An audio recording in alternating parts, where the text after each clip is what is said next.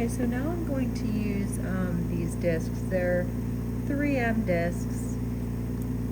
We are really not going to be using high speeds right now.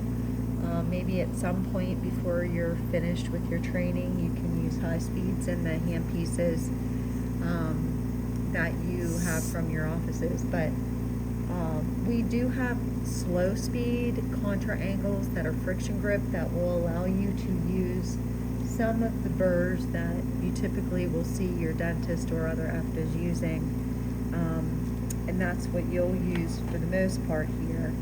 But we're going to use this contra angle latch type with a mandrel, and we're going to go through the series of burrs, discs, from coarse to light. Okay. So whenever you are using this, you want to make sure that you're adapting it to the tooth. You want to be careful of the gums. You can literally move it any way you want. You just don't want to leave it in one spot for a long period of time. The sides will even cut into this tooth because these are plastic teeth. And let's say you're working on an actual patient, you can remove enamel with these discs as well. So you want to just do a little bit at a time, keep it moving. So this is moving in a circular manner. I don't have to move it circular, but I can move it up and down the tooth if I want. I can move it towards the tooth like this and so on, okay? Now, as far as the lingual surface goes, you need to be extremely careful when you're using discs like this on the lingual. The only way I would use it on the lingual is if you're going to try to get like the interproximal area or something. But what happens a lot of times is you all try to use your disc like this on the lingual, and then you take all of the natural anatomy away from the lingual surface, so you won't have your cingulum or your marginal ridges or anything. So we do not want that to happen. If you need your disc to work on the interproximal area, if you have flash or something, there's smaller discs as well that you could use to get in there. So let me get one of those to show you.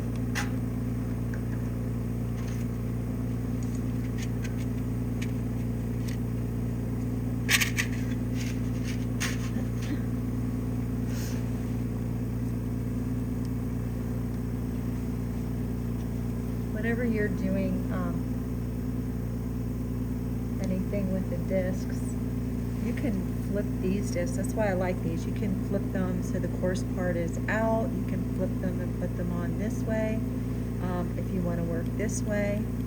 Just depends on like what you're doing. If you could flip it this way and get the side of the tooth like this,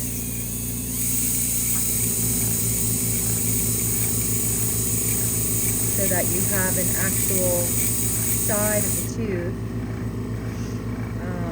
and it's not completely rounded.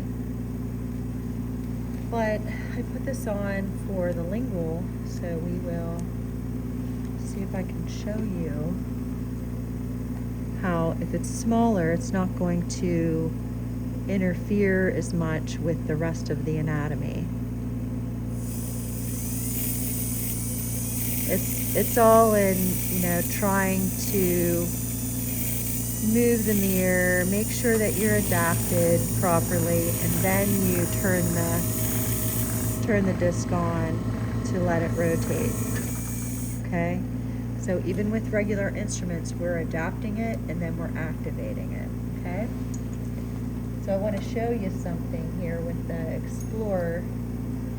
I see there's this little tiny piece here, so that's a little sliver of material. Sometimes you can pop that off with an instrument. If your Explorer doesn't do it, and you have maybe a Hollenbach or something nearby, that instrument attachment is stronger so that you can, scrape a little bit easier, and that can pop that flash off. Now that flash can be a little sliver of composite, or it could be bond, but you don't want to leave that there. So I'm going to use the disc a little bit more right here to try to get this little piece off. I don't know if you can see it right here.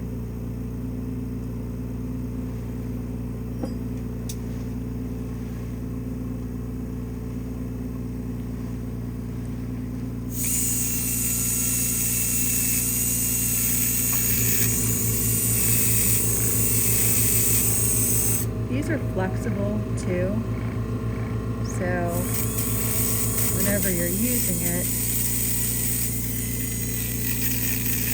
it flexes, and then you can remove that stuff.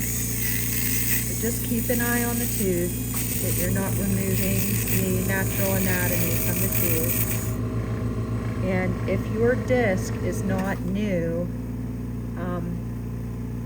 you might have to put a new one on if you're going to town on this and nothing's really happening. Always switch it.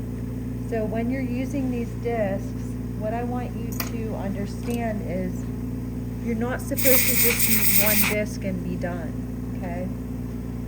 So I'm not done using the discs yet, but I am going to switch to a round carbide burr to get the lingual a little bit better. I choose round because it's concaved back in there, and it's going to be able to touch and reach the area that I need to work on. Notice a lot of times I'll use the palm of my hand to just kind of wipe off the instrument, or you could use the patient's inside of their cheek if it's, getting kind of messy. So what I'm going to do is just kind of go around the margins on the lingual to make sure that it's flush, and that I don't have any additional material beyond where I already etched and bonded.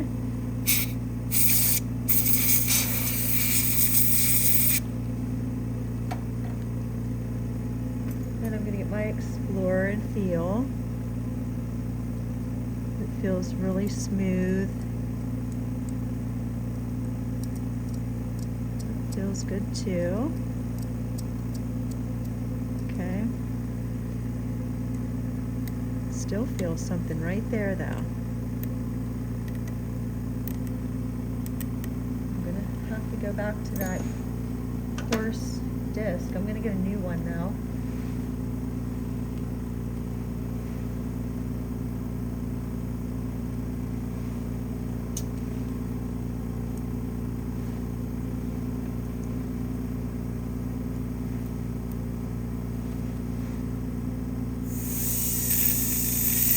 Might be my handpiece too. This doesn't really seem like it's catching great.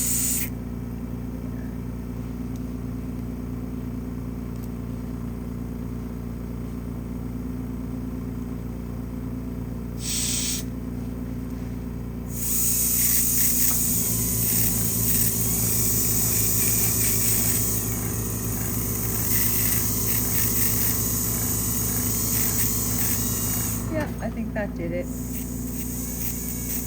Keep it moving, and you can change how fast or how slow this is spinning just by changing how hard you're pushing your foot on the rheostat.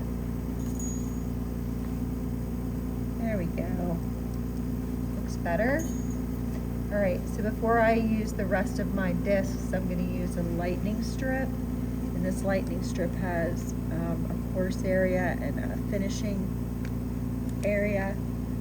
I'm going to put this through with the clear side so that I don't open the contact. So I'm going to get this down where I need it. Of course, my throat gets dry. Create a C and make sure that you pull it back up through the clear spot to pull it out. Excuse me.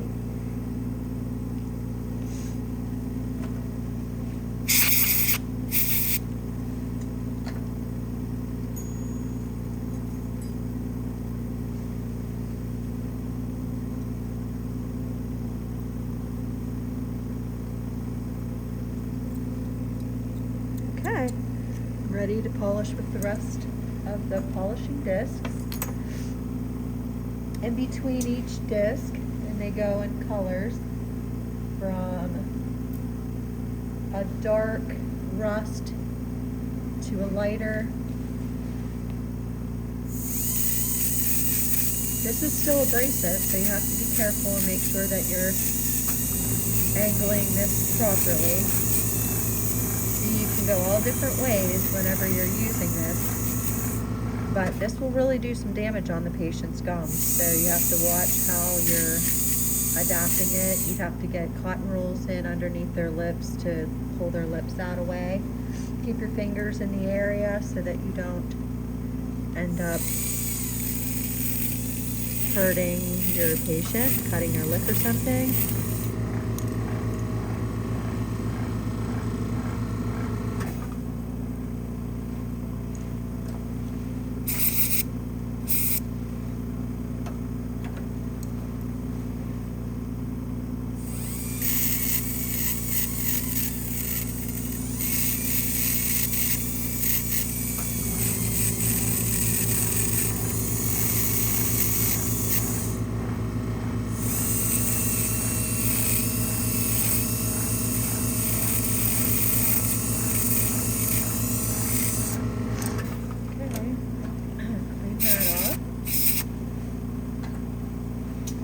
More.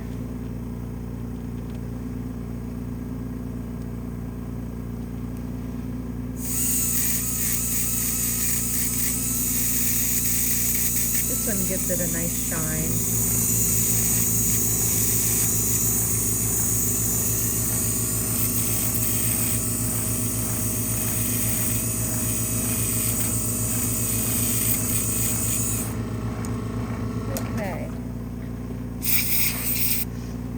I'm going to check it one more time with my Explorer, and then we have to check the occlusion.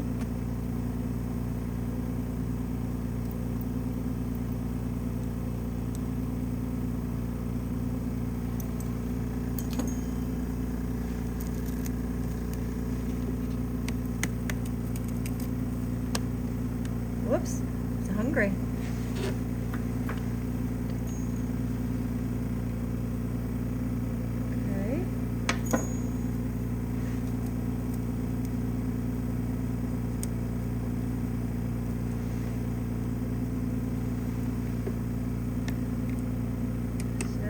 Check it protrusive.